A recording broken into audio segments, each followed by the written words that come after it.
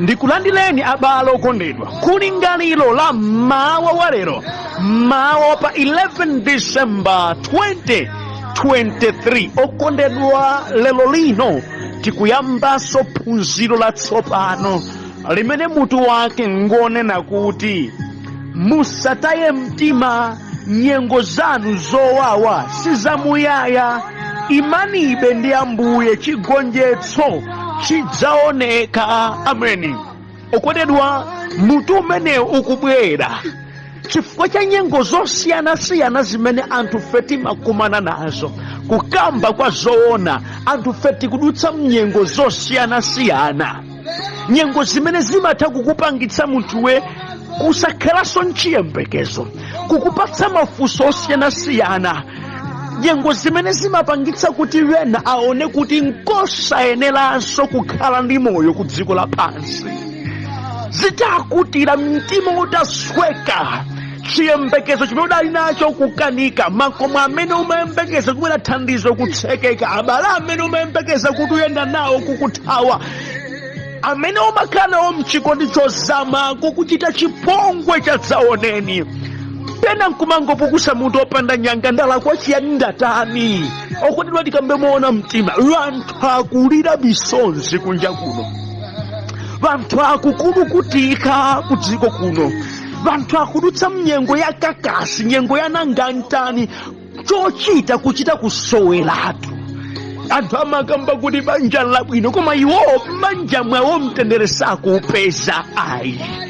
Ndipo nkwabwinonso mwina kumene amaganiza kuti kunali kwabwino kukhala pandekha, kusiyana ndi chipinjo chimene ndikuchionachi. Vanthu ena amanena kukhala ndi wana ndi dalitso, koma kwa iwowo wana si dalitsozo ayi, ndi problem after problem. Akhala chipinjo, akhala oukulukuta moyo wawo.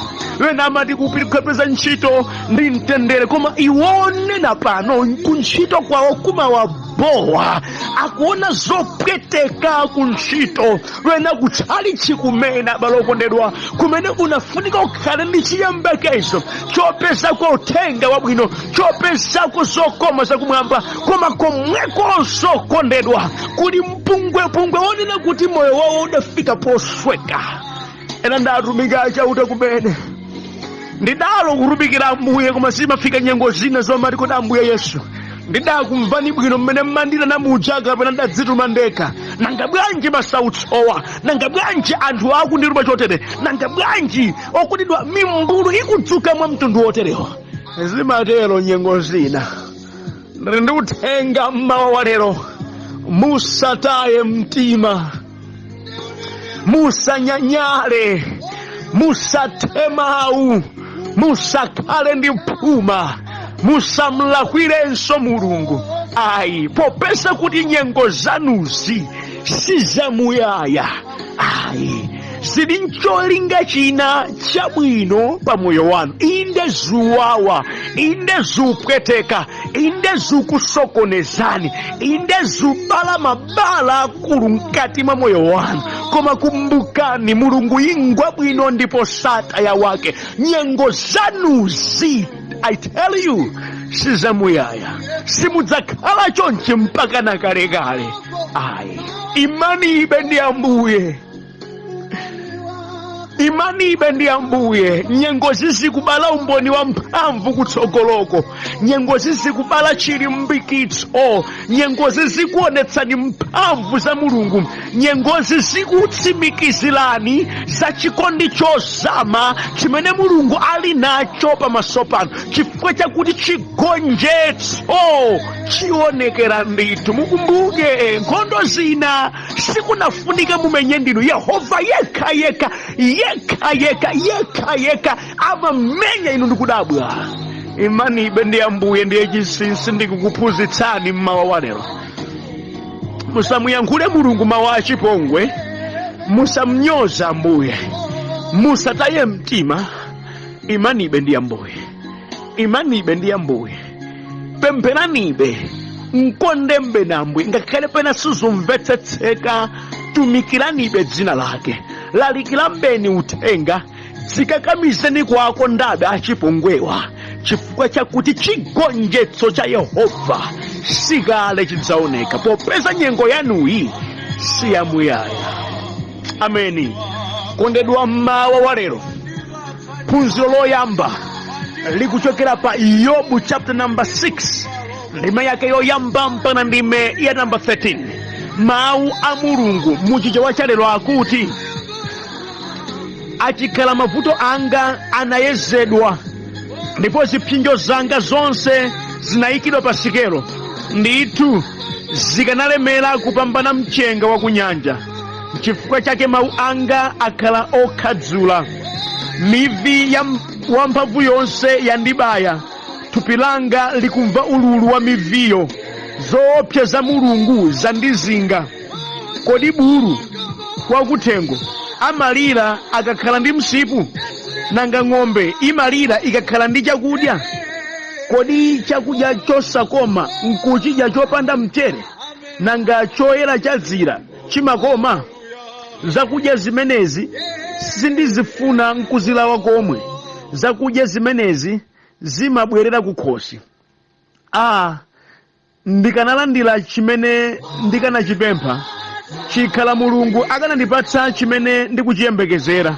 Achikhala chinamukomera Mulungu kuti anditswanye, kulola dzanja lake kuti lindimenye ndi kundiwonongeratu, pamenepo ine ndikanakhalabe ndi chitonthozo ichi, ndikanakondwa mu ululu wanga osalekezawo, podziwa kuti sindinakane mawu a Oyerayo.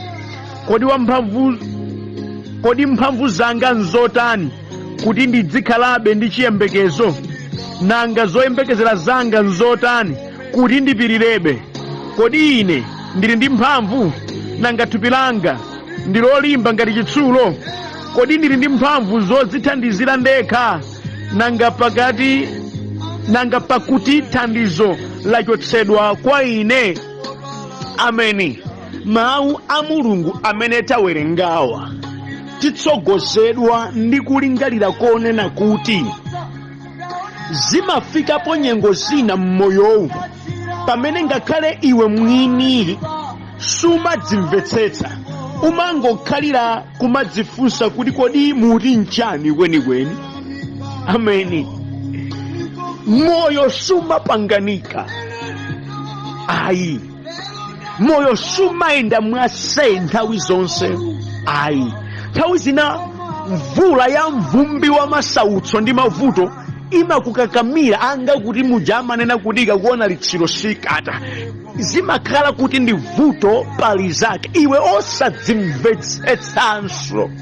Pena nkumasakasaka nkumati kodi ine muti chimene ndalakwa nchiyani? Okondedwa, alipo anthu ochuluka ku dziko kuno amene mbiri zawo zidayipitsidwa, amene moyo wawo ukupsinjika, amene akulandira zopweteka, koma kunena kwa zoona palibe olo chimodzi chimene iwo adalakwa. Koma tusangayime pagulu ndi kudzibakira, ayi. Anthu adayipitsa kale mbiri, anthu adanyenga zili mmakutu mwa wanthu ndi zina osati choonadi. Abale ndimati ndinene, alipo anthu ena amene adali pabwino koma tu adali aulemu, chuma chawo chidata mmene chidathera sichimvetsetseka, ayi. Anthu adapatsa mayina amatamba, awawa ndi fiti, chizimba cha suluka, koma kunena kwa zoona zonse zimene akuwanenerazi kulibepo, ndipo ata chimodzi sachita, koma sangakwanitse kuyima pagulu nkudzipanga defend, ayi. Amangopukusa mutu opanda nyanga. Kondedwa wanthu amene anali nawo mtendere, anali nalo banja, anali nawo abwezi, anali nacho chiyembekezo, chidasokonekera zidasweka, akungokhala moyo okhumudwitsidwa, akungosweredwa mitima, zikayamba bwinobwino mmene zimasokonekera sizimvetsetseka, ni mmene moyo wawo akuyendera. Akamene nene kuti sapemphera, okondedwa amagwada pansi. Ndipo ngati pali wena amene akhetsa misonzi ya mapemphero, amene asala kudya, amene apereka yokhayo ndalama nali nayo, ndi amenewa. manyengo zawo sizikusonyakena kalikonse. Samadzimvetsetsa panopa. Funso lawo lakuti kodi muti nchiyani kwenikweni? Lidala kwanji? Kodi Yehova yo ali kuti? Ndimamva nkumamva maumboni anthu ochuluka. Nchifukwa chiyani ineyo wanga umboni ukulimba? Nchifukwa chiyani zanga sizikuyenda? Ndikusowekera thandizo la Yehova. Koma ndimangomva benaso amene sapemphera, benaso amene siziwaisa Mulungu alibenazo ntchito, koma tuzawo zimawayendera koopsa. Zanga mukuti zimavutira pati. Zodelezi moyo wa tsiku ndi tsiku zimachitika. Zodelezi moyo wa ana abantu zimachitika. Ngakhale sotu kwa abantu amene amapemphera zimachitikira. That's why ndikuyankhula nanu lero lino. Ino ndinu mwina mukuteka mmodzi wa anthu amene pano pamukuyenda moyo wakakasi, simukudzimvetsetsa, simukuzindika pano mukhala munthu opsinjika mumati kuti ndatani, kuti tsogolo langa lili pati, chifukwa sindikuonako chiyembekezo cha mtundu wina uliwonse pa moyo wanga. Mutu umenewu ukuthandiza anthu ngati inu kuti Yehova alipo, ndipo Yehova ngwabwino. Ameni. Andimvetsani. Zimafikepo nyengo zimene chiyembekezo sichionekanso ayi. Chifukwa mnyengo zina zilipo zimene umati ukaona mmene zikuchitikira umatha kumadziuza kuti ayi, I think apo ndikapezako chiyembekezo. Koma zilipo nyengo zina zimene olokufotokozerayo oloti akulimbitse mtimayo amachita kusowa mpoya mbira pomwe chiyembekezo chosaoneka. Ndi mmene Yobu adalira okondedwa. Munthu amene anali bwana, munthu amene ali olemera kwambiri, ali padzala, koma tokondedwa zilonda zili thupi lonse, akudzikanda ndi phale, akufunda phulusa munthu. Tsono kuti zikhoza obwererera pati zosaoneka. Nyengo ya ZDP zabwino palibe. Ndikukamba ndi wena akudutsa mnyengo imene alibe ndi chiyembekezo chomwe, moyo wawo ngopanikizika, amangokhalira bola kwacha basi. Ngakhale wena amaoneka ngati amasilira, ngakhale wena mwina amaoneka ngati kuti zawo zili bwino, koma ndi anthu amene akuyenda mobula tsiku ndi tsiku. Ndi anthu amene akumva kupweteka mkati mwawo.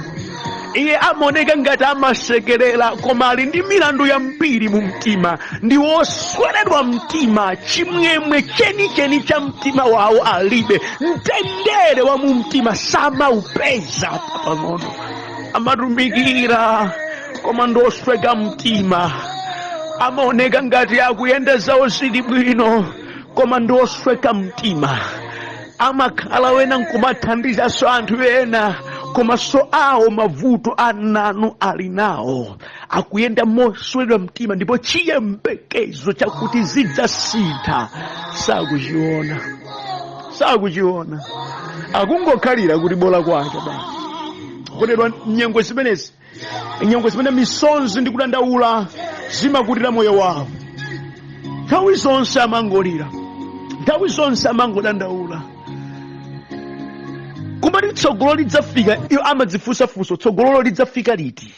Moyo wawo udzafika potani? Zidzambira pati? Kodi ine ndidzayenda mwa mtundu wanji?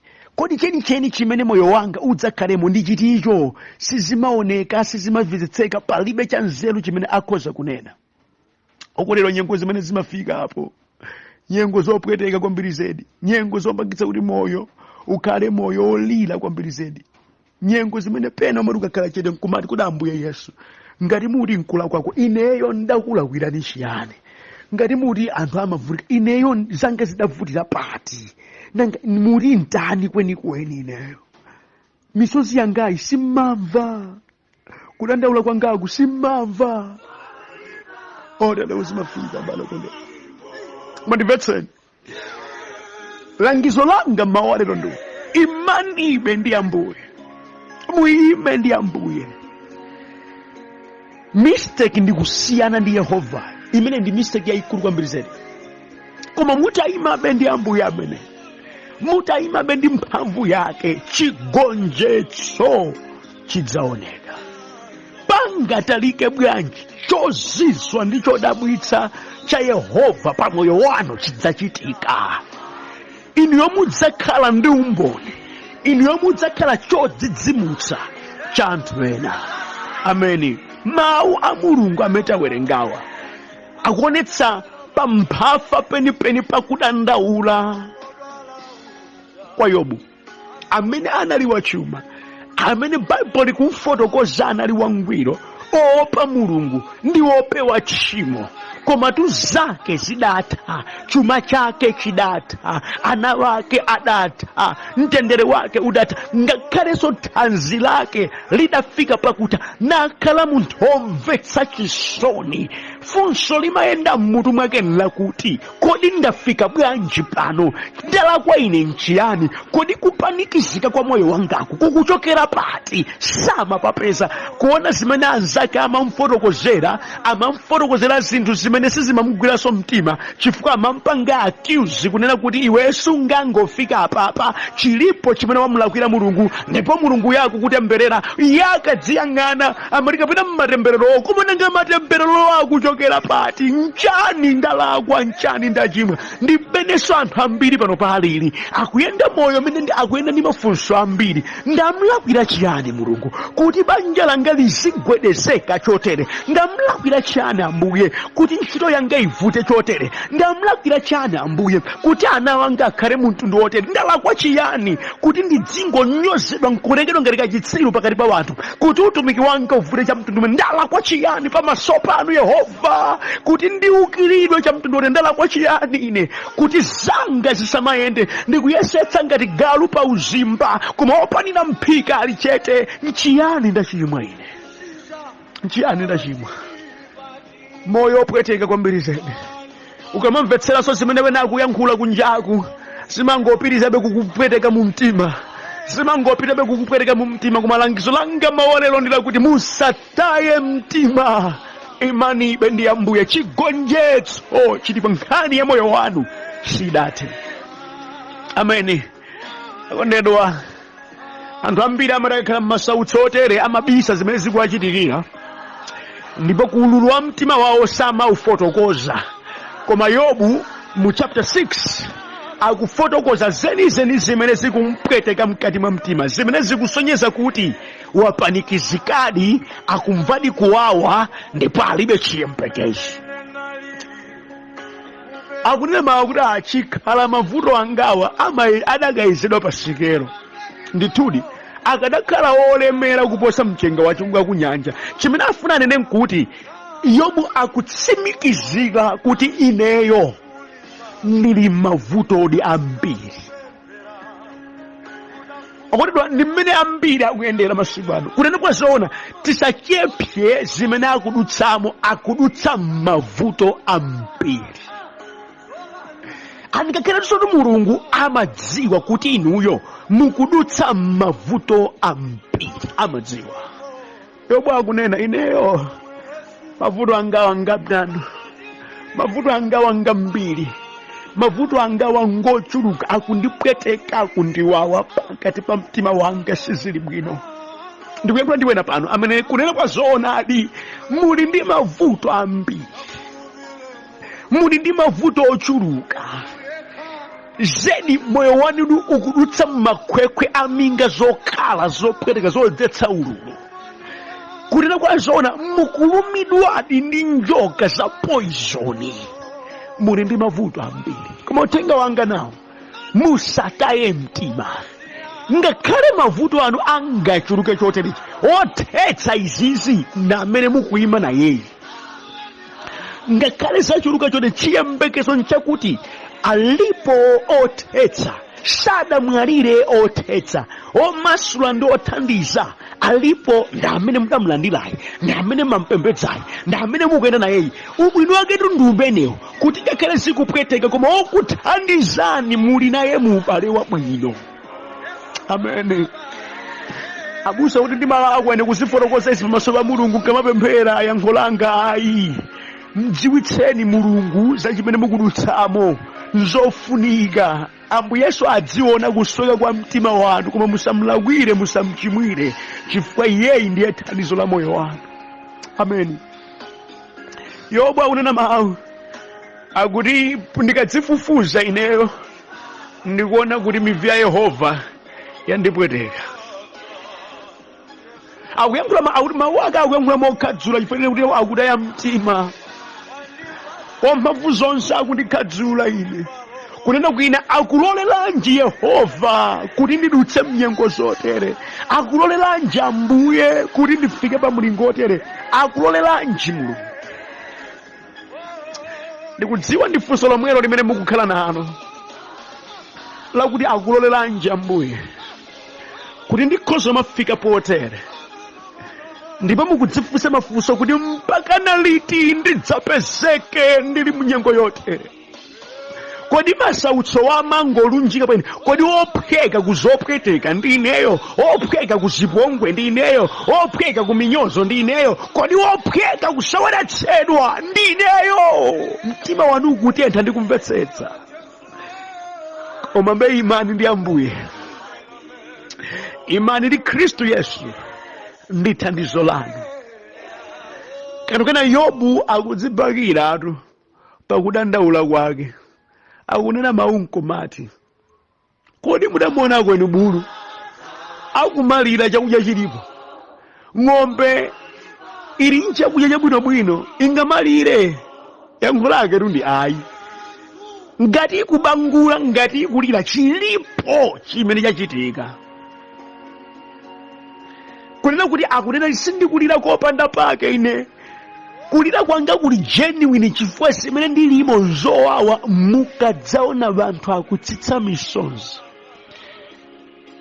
si onse amene angakhale kuti they are faking eye. Of course alipo ena ake amene amangotamangira kupanga zimene zizi, kuli ena angowabvera chisoni, koma alipo ena ake munthu wamkulu kumangosisima zakula zikuwawa. Chilipo chimene chachitika. Moyo sukuyenda monga unayembekezedwera. Ndikumvetsa. Komabe ndikukulimbikitsani kuti musakanganuke kwa Ambuye. Imanibe ndi Ambuye akuthandizirani. Amen. Yobu akuonetsa moyo onena kuti chiyembekezo chake pa mavuto ake chamchepera. Akunena mawu, ndili ndi mphamvu zake ziti zakuti ndikhoza kupirirabe. Kodi ndili ndi mphamvu pa ndekha zimene zikhoza kundithandiza kuyimabe mchimenechi? Kukhala ngati kuti akuyankha funso lakuti zokoma zili mtsogolo, iye akuti tsogolo lake likafika liti, mphamvu zake zili kuti zimene ndikhoza kukwawira kuti ndikafike kumene muti nkutsogoloko? Ndilibe kuthekera, ndilibe mphamvu. Zokoma zimene ndali nazo kwa ine zachotsedwa. Ine ndilibenso chiyembekezo. Okondwa, Yobu amene amamdziwa Mulungu akafika kukamba mawu opanda chiyembekezo chotere, ndiye kuti zafikapo, zafika pa mpowawa kwambiri. Nthawi imene munthu amene wakhala nalimbikitsa wina, munthu amene wakhala nalalikira, munthu amene wakhala thandizo kwa anthu, iyeyonso nkufikapo makhala ndi mawu opanda chiyembekezo otere, ndiye kuti nyengoyo yapanikiza, nyengoyo yawawa, sizili bwino. Ndikumvetsa. Koma mawu anga ndomwe aja, imanibe ndi Ambuye. Zikuwawa inde, nzosokoneza zoonadi, zopweteka inde, zosamvetsetseka zoonadi. Chinsinsi cha chipambano nchakuti imanibe ndi Ambuye. Basi musamchimwira Ambuye, musamlakwira. Akuti nditazindikira chimenechi ine moyo mwanga, ndidaleka kukhala ndi maganizo nena kuti ndichoke pamaso pa Ambuye ndichite zimapuma. Ayi, munyengo ya mtundu wina uliwonse inde yopweteka, koma chimodzi ndimasamalira chimene ndachipezanso m'buku la Yobu nchonena kuti Yobu sadalekane ndi Ambuye. Inde adadandaula, inde adalira, inde adakapa mawu okhadzula, koma sadalekane nchauta, sadachoke pamaso pa Mulungu. Ayi, musachoke pamaso pa Ambuye. chifukwa chigonjetso chanu chili pamaso pa Mulungu. Chigonjetso chanu chili mdzanja la Mulungu. Abusa mukuti chiyani? Kodi izi zizikhoza kukhala zidzachotsedwa? Yankho lake inde. Yehova ali ndi kuthekera kotsegula zimene zili zotsekeka, ali ndi kuthekera kokhazika chete onyoza, ali ndi kuthekera kokhazika chete achipongwe, ali ndi kuthekera kovumbulutsa ndi kulepheretsa mapulani a mdierekezi. Musamagwedezeke ndi zimene zakuzungulirani. Inuyo chimene mungachite ndi kukakamira wamphamvu zonse, amene amakwanitsa kuphwanya, amene amakwanitsa kupereka chiyembekezo. Musadziuze kuti mulibe chiyembekezo. Hayi, Ambuye aliko. Ambuye aliko. Nyengo zinatu Ambuye amalola kubudutsa mzimenezi, kuti muone kulephera kwa wanthu, kuti muone kuipa mtima kwa wanthu, kuti muone kuti alipo wena wake amene amangofuna azipindula ndi moyo wanu. Akamalephera kupindula ndi moyo wanu, amakhalanso mimbulu yolusa nkumakulumani. Tamvetserani, imambeni ndi Ambuye omoyo, imani naye Mulungu. Akondedwa, ndinapeza palibe bwezi lina pa dziko loposa bwezi.